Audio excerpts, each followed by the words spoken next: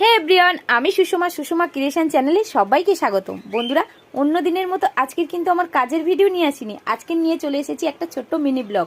আর আমার ভিডিও তোমাদের দেখতে কেমন লাগে অবশ্যই বলো। হ্যাঁ, আর দেখো আমরা সকালবেলা আজকে তো রথযাত্রা, তো শুভ রথযাত্রা সবাইকে। কিন্তু রথযাত্রাতে কি আর রথযাত্রা পালন করব বলো, এত বৃষ্টি। তো তার মধ্যে একটু জগন্নাথ দেবকে একটু পুজো পাঠ করছিলাম। তো বৃষ্টির মধ্যে মাথায় ছাতা দিয়ে দিয়ে ঠাকুরকে কোনো রকম পুজো করলাম। তো এতটাই বৃষ্টি হচ্ছিল, মানে কি বলবো। তো তার মধ্যে দেখো এই যে ছাতা মাথায় দিয়ে আমি ঠাকুর পুজো করছি। আর পুজো পাঠ করার পরে মানে বাইরে তো বেরোতে পারছি না, এবং আমার পার্লারেও আমি যেতে পারিনি। তার কারণে কি করলাম, ঘরে বসে মোটামুটি খাওয়া দাওয়া করছি শুধু, আর ওই ঘুম হচ্ছে।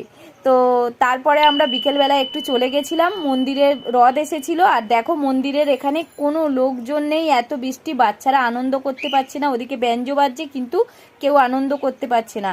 আমাদের এই থানে প্রতি বছর খুব আনন্দ করে রথের মানে রথ টানা হয়। তো তার মধ্যে চলে এসে আমি একটু গাছের ফুল দিয়ে জল পড়েছে, এত সুন্দর লাগছিল, সেগুলো একটু করছিলাম। দেখো তার মধ্যে আবার সন্ধ্যা হয়ে গেল, তাও আর বৃষ্টি থামছে না।